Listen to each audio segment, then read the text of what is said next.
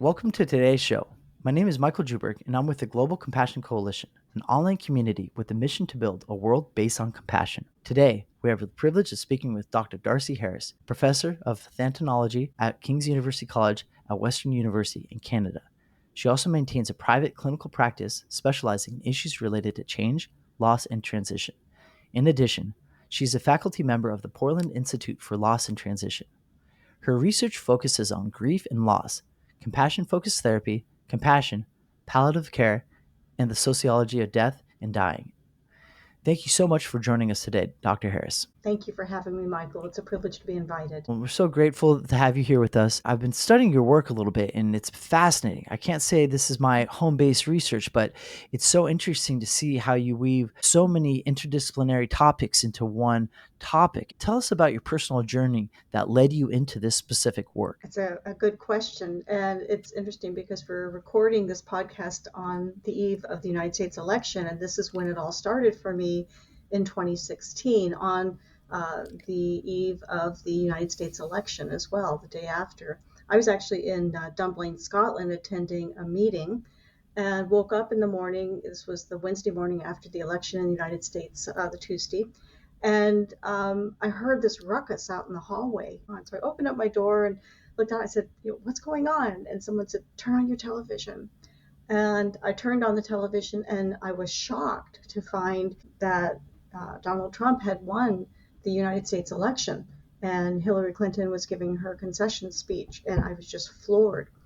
What was interesting to me was this was a meeting I was attending. It was a bereavement meeting, an international meeting, people from all over the world attending. People were crying in the hallways. People were hugging, visibly upset, visibly moved. Through the whole day, there was this silence that just pervaded the meeting. A lot of people couldn't attend because they felt they needed to rest, they needed to think. And I found it just eerie to walk around the meeting grounds and see people really obviously touched, moved, and grieving. And I thought to myself, this is an election, nobody's died, what grief, but what is the grief? What is the loss here? Why would people be grieving this loss? And that really got me started thinking about grief that can occur as a result of political events. So this was the foray into it. That was back in 2016. You went the journey. Mhm. Oh And gosh. so, one of your topics that Yeah. you study Yeah. is political Hmm. grief. And I'm Hmm. so curious. So this is not a term that I've heard of before. Obviously, it represents itself pretty simply. But what is political grief? How do we actually define it? Yeah. In my work, probably my area of specialization and research has been in non-death loss and grief, looking at if there's not a body, what is that we grieve? Because people still grieve losses, but it's hard to name them when they're not a death loss. We grieve the loss of a marriage when a divorce occurs. We grieve the loss of a relationship if the relationship, maybe there's estrangement. We grieve many losses, but we don't necessarily name it as grief because we always associate grief with death.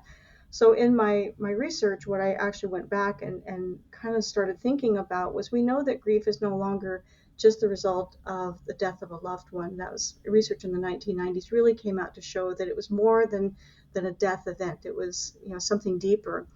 And several of the researchers at the time have been talking about the construct of our assumptive world. This is how we expect the world to be, how we grow up, and how we expect people to be, and how we expect justice or cause and effect, and how we see ourselves. And so this is actually something that comes together in a construct called the assumptive world. And it's this assumptive world that we lose that triggers the grief response. So how I might view other people, how I might see what's supposed to be just or right in the world, or how things should work, or who I know myself to be, and then maybe I'm not.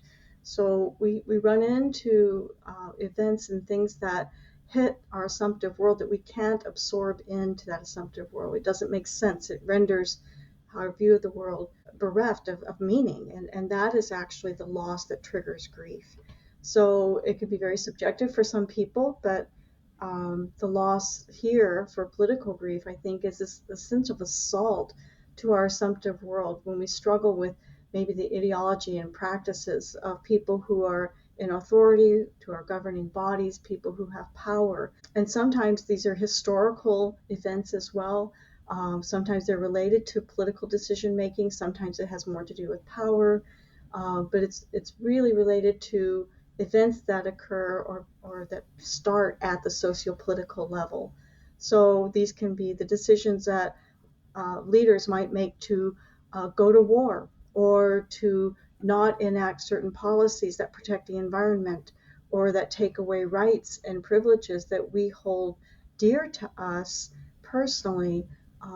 Those are the events that trigger what I call political grief. Yeah, interesting. So when you're talking about this assumptive world, and like you mentioned, kind of on a broader scale, it's sociopolitical actions, but on a deeply psychological and intrapersonal level, it seems to be affecting one's sense of safety or predictability. Is that Yeah. kind of the scales we're talking about? Absolutely. And it's this assumptive world. I always, when I'm talking to people about this construct, it's what makes us, be able to get up in the morning and plan our day. We decide when we're going to have our coffee or tea or whatever we have, what our day's going to be like. It gives us a sense of predictability and safety in the background. It's not something we think about consciously until it's assaulted by something that doesn't fit. We don't know what to do with that. I don't expect for me to have my morning cup of coffee, plan my day, have a meeting, and then get hit by a bus. That's just not in my assumptive world because that's not something that I plan for, not something I expect. And it allows me to cross the street without thinking I'm going to get hit by a bus, right? So that I can function. And the whole idea of the assumptive world is really how we function in the world, how we make our relationships, how we see ourselves fitting in to the social networks and places that we belong. So when something occurs that we can't accommodate or assimilate into our existing assumptive world, so I call it during the day, often we get our assumptive world bumped. Now I have to make arrangements for, okay, not everybody's going to be kind, or not all teachers are going to care about their pupils in the same way. Oh, okay. So you can accommodate some of these things and assimilate, but there are some things that are just too big to assimilate or accommodate into the existing assumptive world. Ronnie Janoff Bowman, in her seminal work in the 1990s, Shattered Assumptions, said, it's when our assumptive world is shattered that we're left with these pieces and a sense of lack of meaning and inability to move forward. That's what triggers this grieving process. And the grieving process is something very different than anything else. It's adaptive. It's something that we evolved in order to adapt the way we need to and to address change in ways that are constructive. Even though it's painful, it's a very painful process, and we always think, oh, if something's painful, we need to fix it. But with grief, it's going to be the painful process of rebuilding our assumptive world. And that's the grieving process. And instead of treating that, we need to find ways to channel it, to give voice to it, to allow the grieving process itself to unfold, unlike something we would treat like depression or an anxiety disorder. It's not something you treat, it's something that you learn to facilitate and to allow because it's doing hard but important work. So that's why it's people talk about political anxiety or eco anxiety, and I like the term grief because it gives us a chance to constructively rebuild in ways that will then allow us to function again in a world that's very different than what we thought it was or expected it to be. Appreciate you breaking that down for us. That's so interesting. And I think the one question that comes to mind for me is that when we think about the grieving process, right? If one of us is grieving our pet or a parent, generally society is favorable to our grieving. We embrace each other, hold each other very softly as another person is suffering through their grief. I think when I think about political grief, and especially here in America, if one side is grieving, the other side actually celebrating that grief. It's not maybe they're Mm. celebrating the grief, but they're celebrating, which might even compound that grief. It seems to almost have the opposite effect, right? If we were at a funeral and somebody was celebrating that, that'd be, objectively one of the most difficult things to deal with, the fact that somebody else is finding joy in our grief. Political grief would almost suggest that's a natural part. Would you say that this grief is almost more complex in some ways than the grieving of someone or a pet that has passed. Well, especially if we have sides and we think our side is right. Of course, your side's wrong, so you're just going to come to this realization. And I'm glad you're going to finally realize, the truth of things, which has a lot of implications in it. So I think it's important to really consider that grief itself, it's manifest in many different ways. And we're human beings. And this is where I always keep coming back with the political events that we're seeing happening, not just in the United States, but across the world. I mean, this is happening not on a global scale. It's not just in North America and the United States. To identify our points of common humanity, that I grieve, the loss of maybe what I held very dearly, but you're also grieving what you feel is a huge loss. And um, I go back when I talk about political grief to groups, and I will say,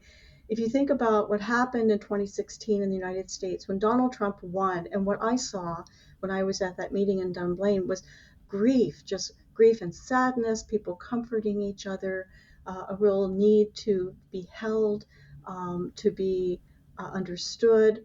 And then 4 years later, in the United States election, when Donald Trump lost and Joe Biden won, you saw the people who supported Trump angry, saying they had been robbed, saying that they had had this election stolen from them. And what's interesting is that's also a manifestation of grief as well. It's a different manifestation, but a very common one you'll see. Um, and that anger is a protective emotion. And the sense of being robbed, the root word, the Latin root word for bereaved is to be robbed, is revere, to be robbed, to be stolen, to have something taken from you. And that's exactly the words they're using. This election was stolen from us. So I think what's hard is to acknowledge that there's vulnerability on all sides of this experience. And it's hard to see vulnerability when it's supported by anger or supported by acting out. But nevertheless, it's still the vulnerability of grief that's right there. There's something deep that has been violated in your assumptive world, something that you hold very near and dear, that you feel has been taken from you, that is no longer able to be assimilated into how the world makes sense to you. And this is the result. So I look at it from the perspective of, it's not that I would agree or disagree. It's not mine to agree or disagree with how people express their grief. It's mine as a human being to try to understand the humanity that's underneath all of this package, all of what's happening. That actually lends to the next question. How can the value of compassion address political grief? This is where studying compassion, doing compassion training has been so profoundly helpful to me. Number one, it allows me to, for lack of a better word, transcend what's on the surface. That I can see the common humanity that we share. I can also identify that I may not agree with you. I may be offended by what you're saying. I may be hurt by how you're acting it out. But my intention, my compassionate intention and motivation are to be fully present to you in this moment and to relieve whatever suffering I can. You are suffering, I am suffering. What is it possible to do to relieve the suffering here? Certainly not getting into an argument with you is going to relieve either of our suffering. So, and there are still issues that I think that are moral and that are important.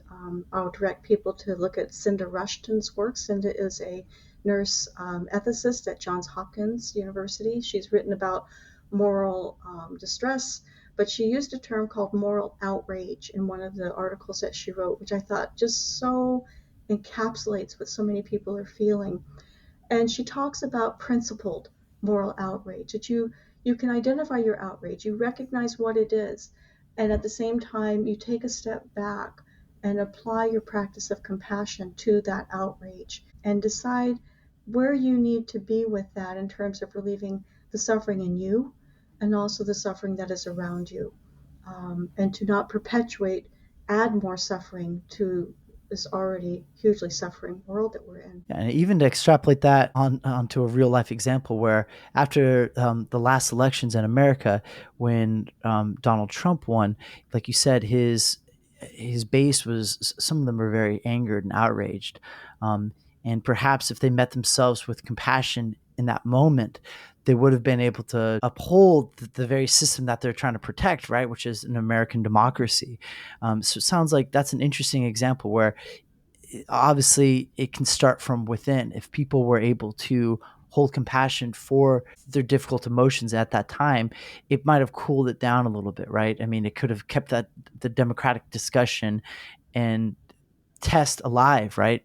We might have Mhm. not won, but we could still talk about it. We can still work together if we hold compassion between us in this as a central value, as opposed to what we saw, which was violence and chaos, and what eventually led to an actual death. Right? It's so interesting to see that the compassion that you're suggesting is really kind of a tool that we could use in our political grief, and something Right. that is very human.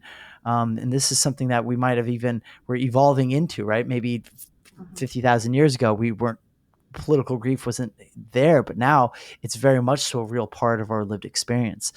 I think it's such Mhm. important work. I think to be able to go into a compassionate response, you have to identify compassion not what it's colloquially thought of. You know, compassion colloquially is thought of as weak. It's thought of as soft. It's thought of as fluffy. It's not. It doesn't have the backbone that we who've practiced in compassion, who've done compassion training, understand it to be. I know Roshi Joan Halifax will talk about having a strong back and a soft belly. You have to have both. That you have to have a backbone. You have to be able to stand up and stand up straight when you need to, but you also need to be able to absorb the pain and be able to absorb it as well. And I think the the expressions of what I saw and what I've experienced from some of the Trump supporters when he lost the election in 2020, and even since then, it's not even just anger; it's rage. You know, there's real need to protect something very vulnerable underneath all that rage and anger. There's a lot of interesting work. People are now analyzing this, looking at the origins of what that rage would be about. But you think about that, the image I have is of a dog with its back up and its teeth bared. You're not going to mess with that dog, right? But sometimes what's behind that dog are puppies that she's protecting, or a bear, same thing. The most dangerous animal in the woods is a mother bear with cubs because she will do Hmm. anything to protect those cubs. There's vulnerability she's protecting. And I always use that image. I'm a hiker.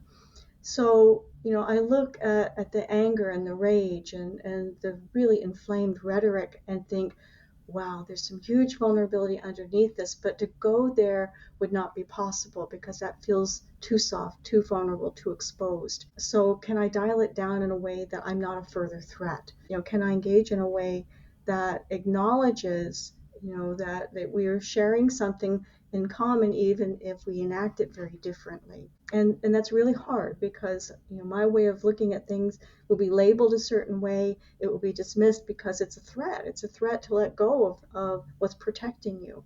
So I think this is the hard work now. I certainly have a backbone, and I think some of this, we talk about engaged compassion. I know Krista Neff uses the term fierce compassion.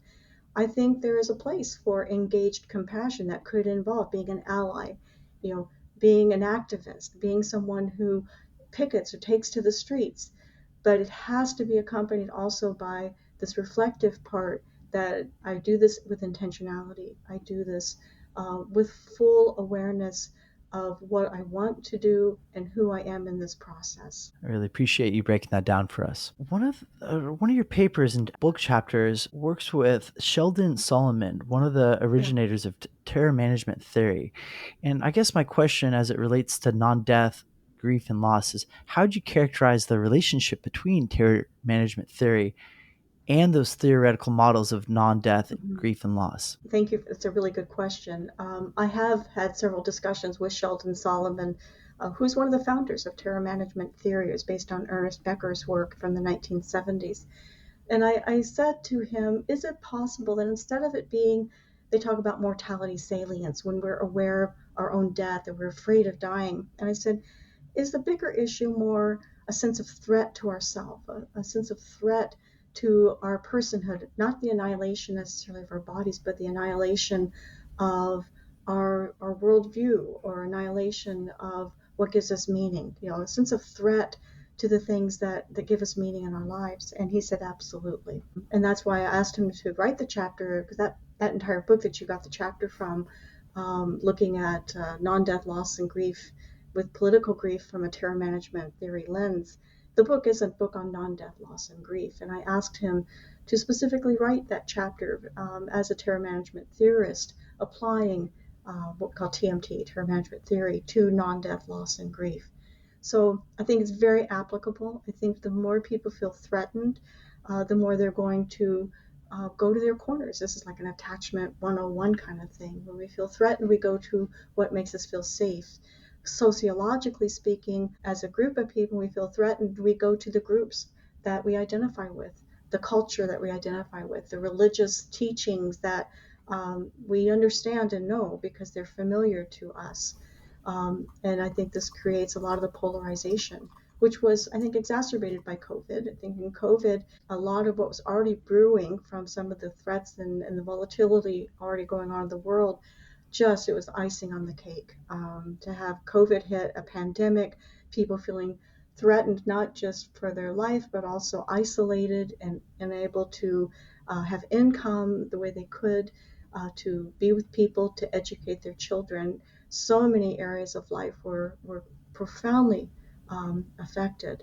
And so I think it was just icing on the cake. It sort of just, there was the last fan for that flame to go. So we look at the response to threat. In the United States, we had the events of 9/11 in 2001, followed by the starting of the environmental disasters with Hurricane Katrina in Louisiana. Then they had the economic crisis in 2008, 2009. You can keep going, and each every year or two there's been something major that has hit. And now we have the rise of social media, so that it's not just a delayed feed that you see a little bit. You see everything from around the world in full view right now, not filtered. And I think it also causes people a sense of threat to elevate as well. What do we do when we feel threatened? According to terror management theory, we gravitate to those things that make us feel safe, that help us to feel a sense of transcendence over everyday life events. And voila, you've got people who are in their camps not willing to venture from them because it doesn't feel safe. So I think terror management theory has a lot to offer our current situation, and also has formed a lot of how I view political grief and trying to understand the responses of people who have felt threatened, have felt the loss of what they hold dear to be their truth about their livelihood, their government, the people in power, just everyday decision making. So when I think about terror management theory, political grief, as we even discuss this, I sense a palpable heaviness. How can terror management theory be utilized to create positive social change, even promoting equal opportunities and rights for most or all of our members of society? I think terror management theory is a way of understanding what's happening. It depersonalizes what's happening. It's not just about, not you're just reacting to me, there's something bigger happening here.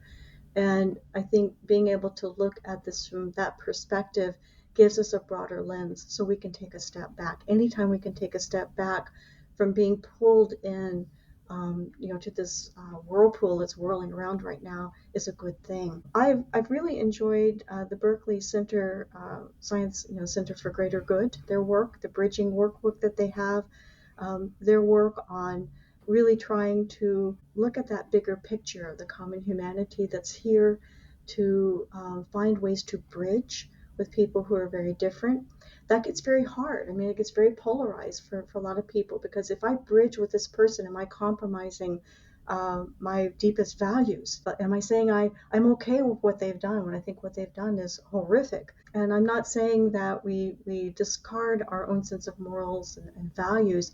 I'm saying that we take this as a step towards bridging and use it as that. And there are places where we might not be able to cross over, but the places that we can, to step forward, to do that, to recognize, I understand why I feel so threatened by what you're saying, or I feel so upset by what I'm hearing from you. And this is activating my threat system. This is activating my need to go to my corner and feel safe again. but maybe I don't have to do that. Maybe it's okay that I'm all right to stay here and to hear you out, or to just stay here and be a presence with you that's, still here, even though I don't agree with what you're saying. I can maybe understand why. I'll give an example. Um, my father was in the military in the United States. I'm originally from the States. I live in Canada now.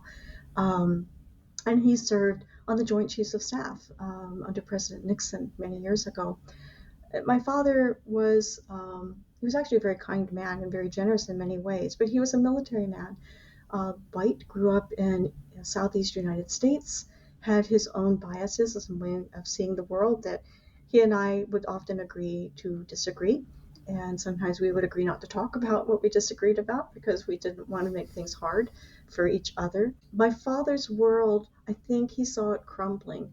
A man who had been valued for his opinions, a man who had fought very hard for his country, had sacrificed a lot for his country, who now, as he got older, he died 2 years ago and he's 96, but as he got older, he was told, you can't say that. That's not correct. You can't say that. And my dad would be like, what do you mean I can't say that? So here's a man who had devoted his life to serving his country. He was a very moral man in many ways and very principled. But then he kept being told he was politically incorrect, or he can't say that anymore, or he was wrong. And so instead of feeling valued, he felt displaced. And I think that stirred in him a real sense of what's happened. Where's my home base now? Where's the country that I served, the country I protected? Who are these people to tell me that my voice now doesn't matter after all of that? I think it was really a poignant example of what a lot of people feel in the current environment. And I could not agree necessarily with his statements or his political views, but I could understand why he got to where he did. He felt displaced, he felt devalued, and he felt judged. And those were all very threatening places for him, and he came out fighting. He was going to fight for the world that he believed was right because he knew that world. And that was the world that had supported him and he'd grown up in. That was his assumptive world, had been built all around all of us. So I think it's an example of what I try to keep in mind when I can feel myself getting activated as I'm listening to certain people talk, or opinions being spouted that I know are going to be harmful to other people. I try to keep that in mind. What is the vulnerability that's being protected by this huge rage and anger that's being directed outward in words and rhetoric? I think that's really powerful to offer the example of your own father, where it almost humanizes that other perspective. And I think that's the Mm-hmm. thing that we sometimes fail to do is we're othering, but in the negative sense. We're not othering in the Yeah. sense that we actually can put a face to that opinion. We can put a face to that position. We can understand why some people want to protect this, but we don't do it in a way that's met with compassion. We do it in a way that is othering. And Mm-hmm. even if they are endorsing a different view, they're still like me in so many ways. In fact, more ways than dissimilar, right? And so I think there is some practice innately to understanding what the common humanity behind it as we even step into those discussions. Even if we have those dueling opinions, how do we actually hold that common humanity between us as we talk about this? Can we put a name and a face to this opposing opinion? And does that soften it? And so there is this cognitive and emotional hack or trick that we can walk into these difficult discussions and ground ourselves in that common humanity. And that might actually lend to more productive discussions. What recommendations do you have for providing compassionate grief support in politically divided societies? It's such a big question. um, I think what the possibility of political grief does is it identifies us with our sense of belonging to each other. That grief is uniquely a human response. It's also evolved with us as we, as a species, have grown. That as we became closer and formed kinship ties, our attachment systems developed. Grief developed alongside of that. We've actually carried the grieving process with us. So when we experience grief, we're experiencing what's closest to our sense of humanity, and to recognize, number one, this is not something that's wrong. I am grieving and it's hard, but to step forward into what is this that I need to do. For for people who are expressing really strong opinions or who are enacting things that we know are so antithetical to what we would hold true, to be able to recognize the vulnerability that's below the surface and to stay very true to, I want to join with this person in whatever way is possible. And, to step forward in that and to acknowledge the grief that's there. This is just really hard for both of us. I also, we've talked a lot about extending compassion to the people around us, especially people who are perhaps feeling differently about issues or who have different opinions. But I don't want to leave behind the importance of self-compassion, that there are times when it's too much. There are times when we need to compassionately remove ourselves and reflect and to rejuvenate ourselves and be fine with that. If I'm depleted or I'm overwhelmed or I get activated in a way that I can't settle myself, this is not the venue where I'm going to get that resolved. It's actually going to make it worse. So to give ourselves permission that we're not going to be able to effectively step into every situation and be able to bridge that. That's not going to be possible. So to be able to step back and to not at least add our own suffering to the mix, to take care of our own suffering when we need to do that, and give ourselves permission to be human, that we're not going to be all to everybody, and that we're not going to solve the whole world crisis in this particular moment. We want to be part of a different way of being, and I think there are many different movements towards that, and I want to be part of that if I possibly can. But when it gets a little close to the bone, or when I'm starting to feel singed on the edges, I need to step back and be okay with doing that. I think that's honoring my own grief. I think it's also honoring that I don't want to be reactive. I want to be able to respond. And if I'm in a situation where I can feel myself reacting, then I will attend to what I need to, my own grief, and then have the ability, hopefully down the road, to choose a response that's much more congruent with my intention that I might be able to give in that particular moment. Recognizing political grief is important because it actually frames what we're experiencing as difficult, as painful, but also as something that is uniquely human, which we share, ironically. And to try to remember we're not doing this necessarily to each other so much as I think there's a lot of reactivity to feeling activated, to feeling threatened, to trying to be in a world that doesn't make sense right now, and it's scary. So to be able to journey in that way very consciously is probably the first way to start, I think, addressing political grief in a constructive and compassionate way. I really appreciate you sharing your wisdom and your knowledge with us.